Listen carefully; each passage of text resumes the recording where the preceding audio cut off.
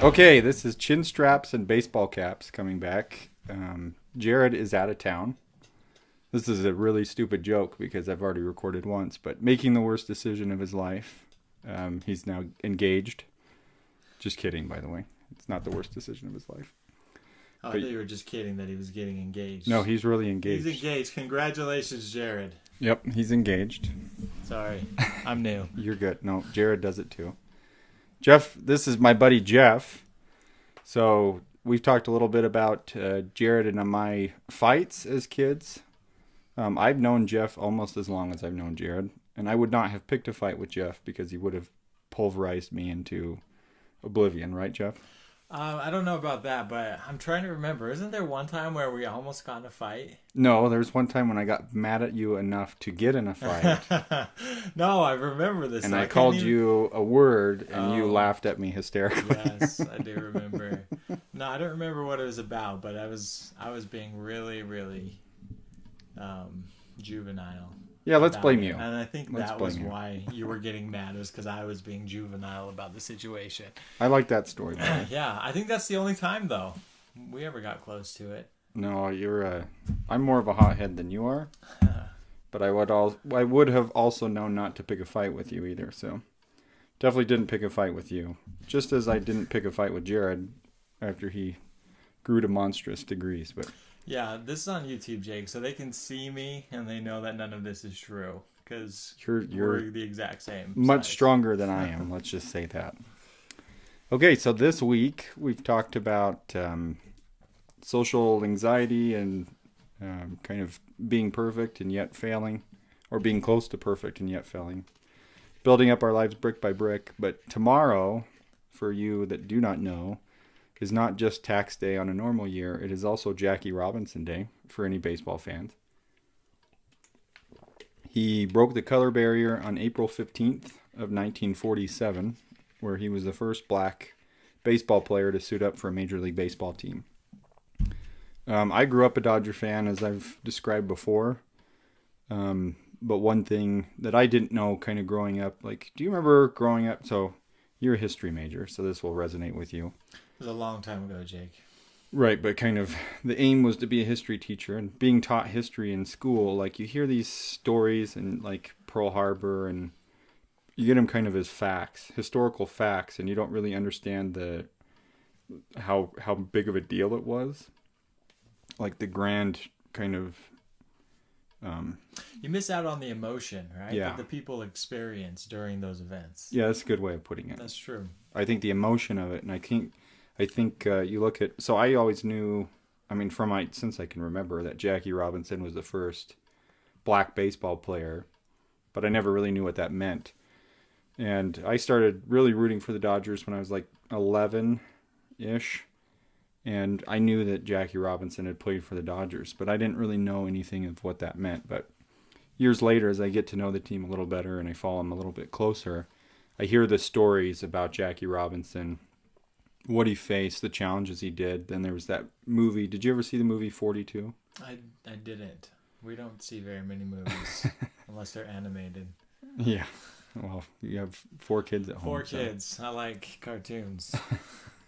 Disney didn't do a Jackie Robinson story. Not yet. I got my fingers crossed. But in the movie 42, it kind of goes into detail of his autobiography, which is called I Never Had It Made. Just kind of the struggles he went through early on in his career. It's mostly built around his first season in Major League Baseball, kind of his life up to that. The things that it doesn't touch on is all the adversity that he faced outside of that first year. So he was born into a fairly big family. I can't remember how many siblings he had, but at one point, his dad said that he was going to get up and go to the store or something. I can't remember exactly where he was going, and never came back. He left with the neighbor's wife, and they were gone. And Jackie Robinson was young at that point. He went on to get into sports. So he was a really good athlete. He played basketball, football, baseball, and ran track. His brother was actually, who was the track athlete? Jesse Owens. His brother finished second to Jesse Owens in that Olympics. Jackie Robinson's brother. I didn't know that. He had some heart issues, different things like that, so had some adversity of his own, but finished second in that Olympics in Berlin. And his family was really proud of that. But so Jackie went on to play at Pasadena Community College. So his story is he lived somewhere back east, kind of in the south, I believe, and his dad left, and the creditors started kind of circling, forced his mom to move. They got rid of their farm or whatever, wherever they were living. They got rid of it and moved to California, and they did not have it easy. His mom worked as a laundry washer type person, and a lot of the times he talks about that the only food that they had to eat was leftovers brought home from clients. And so he faced obviously a lot of adversity, but he goes on to talk about he served in the military during the war, had issues being a black soldier and the way that he was treated, ended up getting honorably discharged, but earlier than he had anticipated because he'd had some issues. There was a issue where he hopped on a bus with one of his subordinates' wives, and the bus driver was angry that a black man was sitting next to a white woman, and even though the military didn't really follow the Jim Crow laws, and so that escalated to a point where he was honorably discharged, but discharged nonetheless. So he had all this adversity in his life, these challenges that he went through, and then escalated into baseball. He started dating his wife, Ray, and got into sports at the community college level, went on to UCLA, was a good athlete there, and started dating his wife. She wanted to join the military. He wasn't happy about it. Told her that she, under no circumstances, was to join the military. She dumped him. We know a little bit about dumping, don't we, Jeff? I don't know what you're talking about. So, she dumped him, sent back his ring, and that was the end of it, or so he thought. He went back and got her back. Then he ended up getting into baseball. So that's kind of his story. But the focus that I kind of wanted to center on, or the idea that I wanted to focus on in this issue, was just the adversity that Jackie Robinson faced. You know, being the first black athlete to break the color barrier in baseball. You know, did you know much about Jackie Robinson when you were growing up?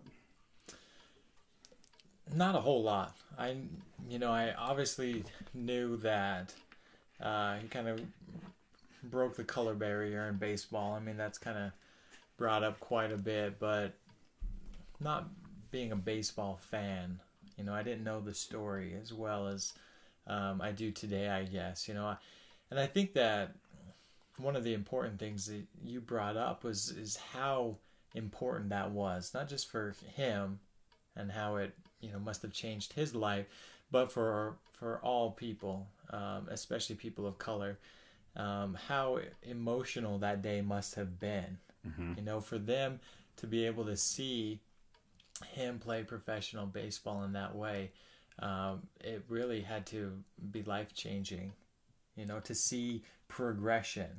Maybe it's not in every aspect of their life, but that is a major stepping stone in the right direction.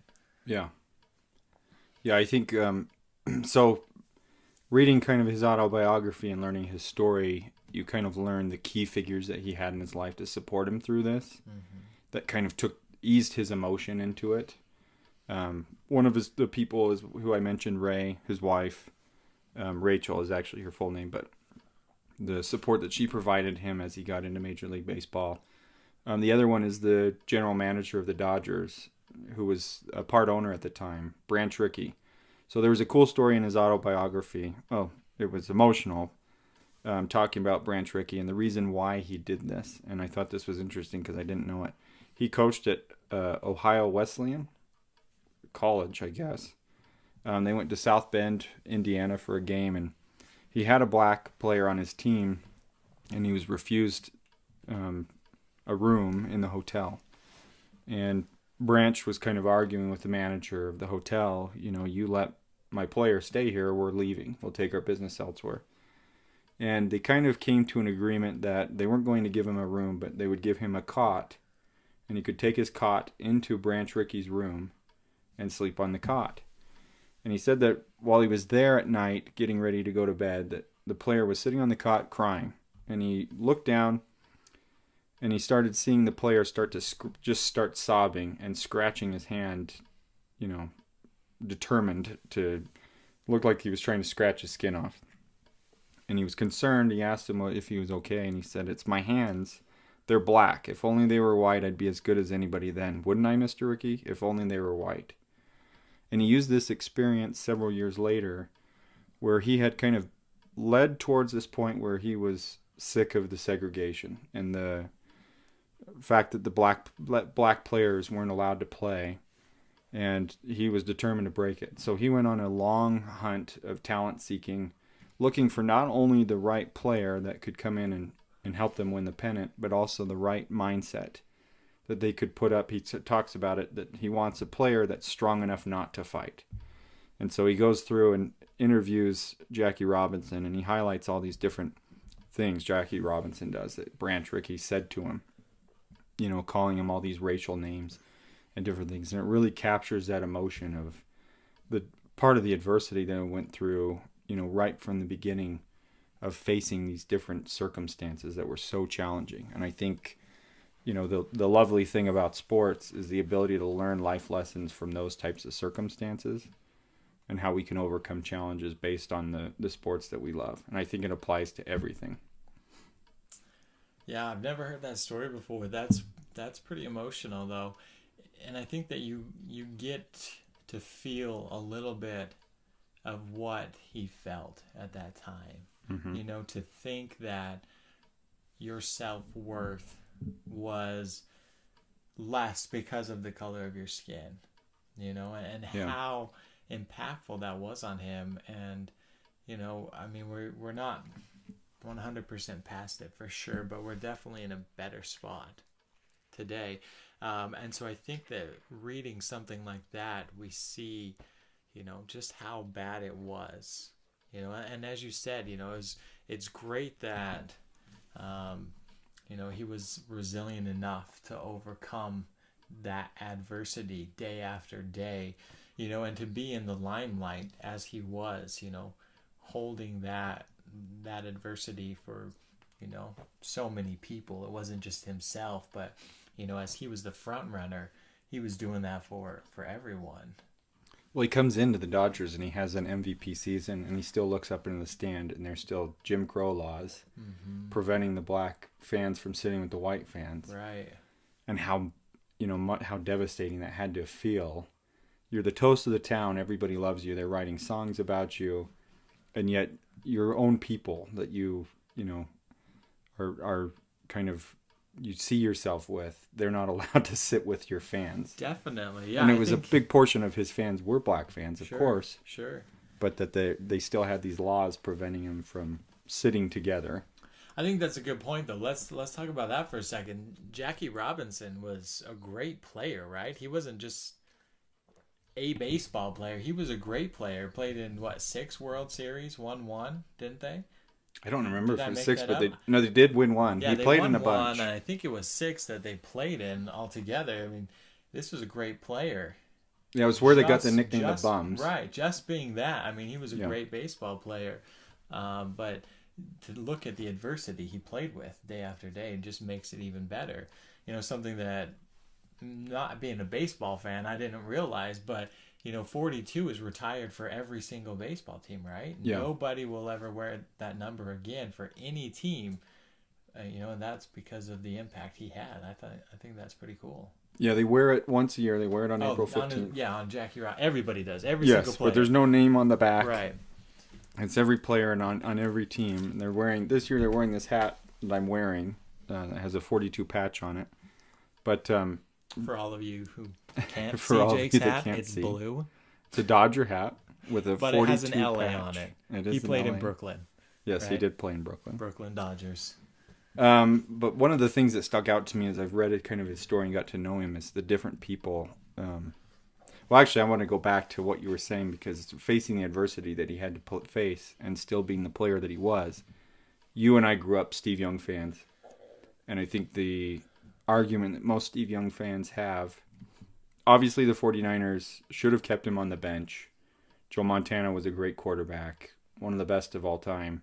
Won 2 more Super Bowls after Steve Young got there. But a lot of Steve Young fans will argue that some of his best years were spent on the bench, where he wasn't able to play. And you look at, he still won 2 MVPs, won a Super Bowl. Was for a short while it took him a while to get to the point where he won over the fans in San Francisco when he won his first Super Bowl by himself. Because he has 3 rings, but only one was him as the starter. But the amount of time that he spent on the bench as a great player, and how much could he have done? How many Super Bowls could he have won? And you have Jackie Robinson, that because of the color barrier, he didn't come up into the majors until I think he was 28, which at that time was pretty rare. And then he had all of this adversity, on his back the whole time he was playing. What he was and what he went through, and kind of the slumps he would go into, and how the fans would jump all over him for that. Not Brooklyn fans, but opposing fans. And how that kind of kept him from being able to break his slump. I mean, just the emotions of that. So the emotions of not being able to play at the best of your quality because of racial slurs and different things thrown at you while you're trying to play a game. Your wife is sitting there with your new baby, and sitting behind her is 2 fans screaming at you all these kind of racial slurs. Well, naturally his concern was in the stands, in a lot of cases. One thing that Branch Rickey said when he was getting ready to sign him and he was kind of interviewing him through the process, is he's trying to highlight the importance of keeping his cool. And he said, "We can't fight our way through this, Robinson. We've got no army. There's virtually nobody on our side. No owners, no umpires, very few newspapermen, and I'm afraid that many fans will be hostile. We'll be in a tough position. We can win only if we can convince the world that I'm doing this because you're a great ball player and a fine gentleman." It's fascinating to me. Just fascinating. The amount of adversity he had to face, and that he didn't have the support that most people have nowadays. Definitely. I think that what it shows is how resilient he was. And that's an area that I study a lot. For those of you who don't know, I'm in a PhD program right now, and I'm looking. Nobody knows. Nobody knows. But now they all know. No, because everybody who's listening to this, Jake, knows us, right? Right. Yeah. We're just starting, so this is still a family business, right? That's true. Yeah. So in the future, when you're listening back. Backwards. Oh, this is my favorite podcast. I'm going to listen to all these other ones. Exactly. And for those of you people who don't know, I am a PhD student studying health promotion and using the theory or the meta theory of resilience and resiliency. And so I look at and talk about resilience all the time. And when people, want to know what resilience is, I always talk to them about sports. Right? Because you always think about the team that gets down a lot and then comes back, right? And the announcers always say, "Oh, this team is so resilient." Our favorite, the Patriots. No, not the Patriots. Tom Brady, it's time to retire. Gisele's worried about you, right? Although your wife loves Tom, she'll be sad. I know. So Jackie Robinson, I think, really showed how resilient he was, and I think that sports helped him a lot in that way. Right? So the ability to bounce back or to recover or to just thrive during challenges is kind of several definitions of resilience. But we have these, or what we're finding is we have these innate drives inside of us. Everybody has these drives. And as we fulfill those drives, it energizes us and helps us to be motivated, to stay motivated, to overcome our trials or to thrive through them.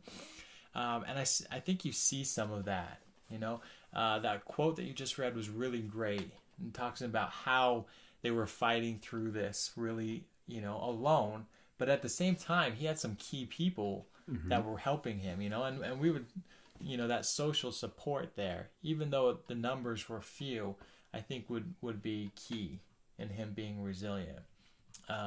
Another one would just be the accomplishments he sees on the field as he is playing. Even Mm-hmm. though they're segregated in the stands, and even though people are throwing racial slurs at him, every time he goes out there and succeeds, he's showing that he can do it. Okay, and that's building up his, we would call it noble resilience, right? Mm-hmm. His accomplishments that are helping him stay motivated. But then also just the challenge of it, just the challenge of playing professional baseball, is that childlike resilience, that challenge, that opportunity to go out and fight each day. As he's Right. doing that, that's that childlike resilience. So I think we see that a lot in sports, and that we can really learn from in our own day-to-day life. Yeah, I agree. I think that's one of the highlights, or one of the goals of this podcast, is for individuals that are going through these trials and these struggles that might feel like they're alone, or different things like that. I found that kind of his story, not that at all we've had even similar circumstances, but everybody goes through challenges and trials and second guesses themselves, doubts their ability to overcome issues. But I've always found that in my life, those key players have kind of come out of nowhere and been individuals that have helped. For me, we've been friends for a long time, but I was going through some challenging times as a teenager when we really started to become friends. And that the group of friends that we had together uplifted me and helped me to get through some challenging times. When I met my wife, I was going through some challenging times, and just these key players come in, especially when you're open to it and open to the idea. For me, I wasn't very open to it. There was a lot of days when you'd come over to the house and you'd make me go play catch or go play, basketball or whatever. And it was, for you, I have no idea why you continued to do it.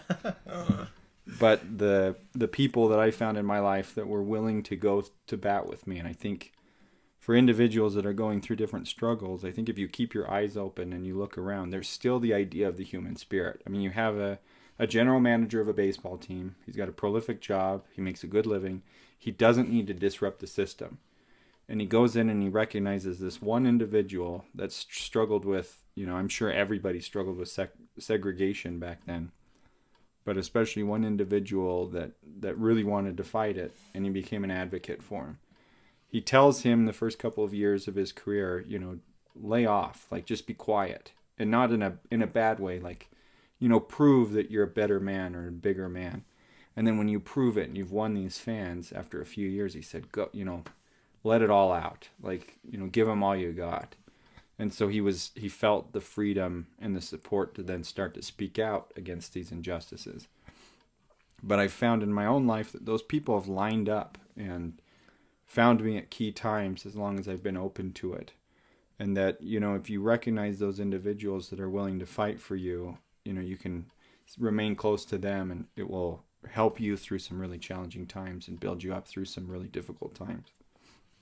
Yeah, I totally agree. And, a lot of times those people don't even know, that you're going through any problems. You've mentioned that to me a couple times, about the struggles you were going through in high school or junior high, whenever it was that we were really starting to spend time together. But honestly, I had no idea.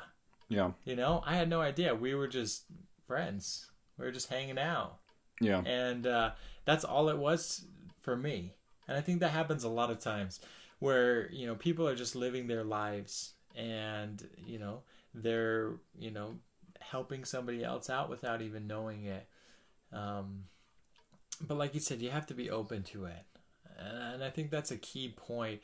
A lot of times when we're going through adversity, we want to kind of sink into a hole and just be by ourselves and think that, our situation is worse than every other's. Mm-hmm. And, nobody can understand what we're going through. And I think that just makes it worse. Honestly, I think that getting out and being with those people, that care about you is so important. Getting out and honestly just actively pursuing an opportunity to help somebody else, can really help ourselves see, what our problems really are. Typically not as bad as what other people are going through. I'm pretty lucky. Each semester I get to grade papers up at the university, where students have had to go out and do some charity work in the community. And every time I read those papers, it helps remind me of how blessed I am, how lucky I am to be living the life I live. And the problems that I have just really aren't problems. And so every semester, that just really helps me, inspires me to do better and to be better. Yeah, and I think there's a fine balance there too. I think there is an importance of understanding where your challenges are so that you can overcome them rather than just kind of ignore them, but also to understand that you don't really have it worse than anybody else. At the same time, when I've gone through some really challenging times, or we have gone through some really challenging times as a family, my wife will say, I always thought we had it bad, but this person has it worse. And I say, it's important to recognize that, but it's also important not to diminish the challenges that you have because somebody else has it worse. Right. Because they would be able to, usually if you can sit into a room with somebody, I've seen it in my own life where I will go through challenges, the kind of the human spirit. If somebody comes in and says, I'm going through all these challenges, I don't go, oh, well, let me tell you about what I'm going through. That's happened a few times, but you generally try and avoid that. You can sympathize and empathize with somebody.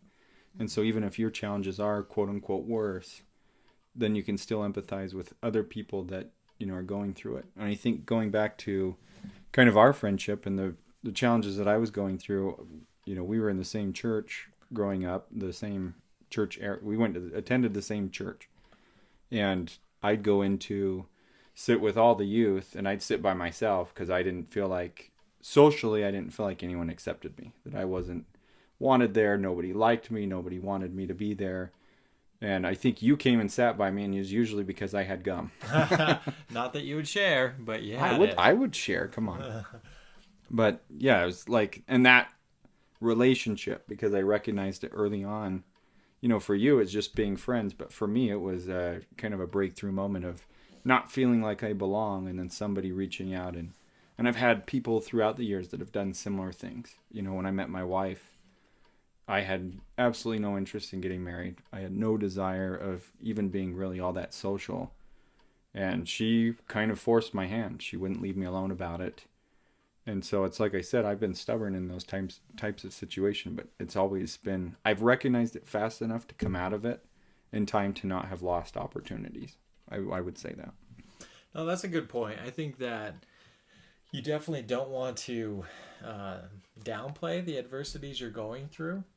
I think the advantage of what we were talking about of being around other people and seeing what they're going through, it helps stop the what's a good way to say it?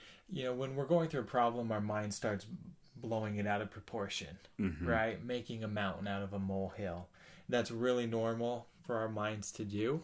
And so rather than making it a mountain, it just helps us realize to see what it is in perspective. Not that we should see a molehill as an anthill. I don't know. We don't want to diminish it, but at the same time, we want to see it in perspective. Oh yeah, right? I agree. And I think that's kind of what we are saying, right? Is we want to have a little perspective and understand, this seems really bad, but it's not as bad as it could be, and we can overcome it. And I think from resilience literature, what we want to do is not just overcome it, but we want to grow because of it. We want to become a better person through our trials rather than just survive them, right? We want to enjoy life during trials and not just wait for the good times, because usually there's just something going on, right? We don't want to wait for happiness. We want to seek it out. Yeah, I agree with that. I think a good way of looking at it is, I think having the commitment and the understanding to know what you're going through, but yet having the perspective of seeing it as a positive and an opportunity. In the job that I'm currently at, I definitely have an opportunity to come up where the guy that was intended to train me for the next year quit. He's Oh my goodness. gone in 2 weeks. Oh my goodness. And so all of the weight is on my shoulders. And, for me, it's like I can kind of shudder away from that and kind of, I think anybody reasonably would understand if I were to say, I can't handle this. I can't do it. But for me, I see it as a big opportunity to, reach out to people, seek for help, try and learn this job as quick as possible so we don't really have a big lull in production. But being able to do it, it's an opportunity to reach out, and it's a cool opportunity. It doesn't diminish the challenge that it will be, but it's a cool opportunity to kind of step up to the plate and go for it. And I think, the different opportunities that, like, for, tying it back to Jackie Robinson, he gets approached with this opportunity. He could have easily said, look, I got my girlfriend in California. I'm playing ball in Kansas City. I don't want to do this anymore. I'm going to go back, live with her, and I'll get a normal job and do something else. But he took the opportunity, and one of the things that came from it is he was able to really kind of change the way that the world saw, black athletes, especially in baseball. He wasn't the first one to break the color barrier in any sport. The NFL had signed somebody a few years earlier, but he was the first one in baseball. And I think one of the most, obviously the most famous. I don't know the first NBA player. I don't know the first NFL player. I do know Jackie Robinson. I've known him since I was a kid, and his story is fascinating to me. And I think because of his recognition of that opportunity and what he did with it afterwards, that he was a voice, for his people, that he would say he was a voice for his people. Not all of them, but was at least an advocate for them.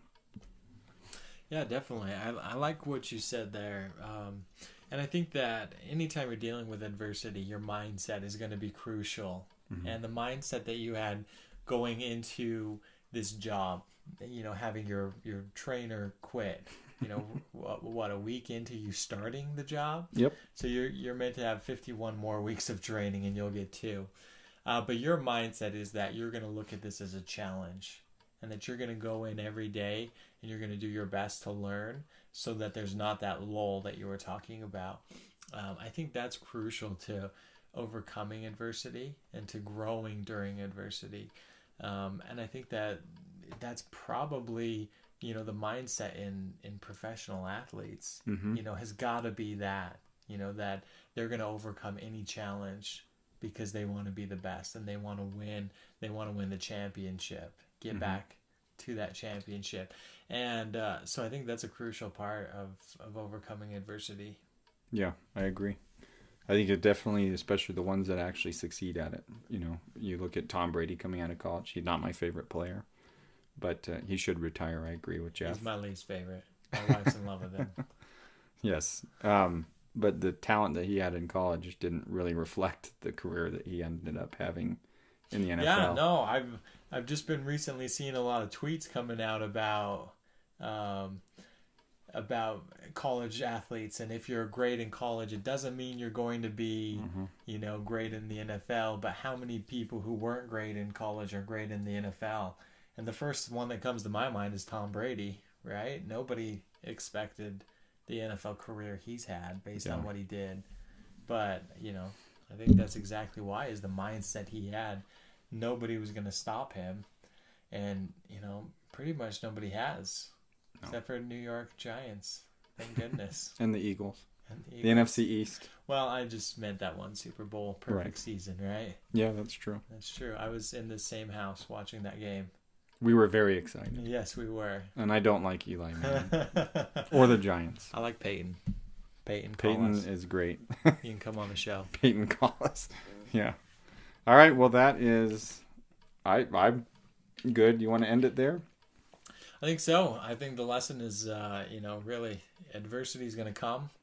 Go into it with a mindset that you're going to learn and grow from it. You're going to get better. using the support around you, Mm-hmm. and you can grow from your challenges. Yeah, I agree. Well, that is Chin Straps and Baseball Caps, and signing off.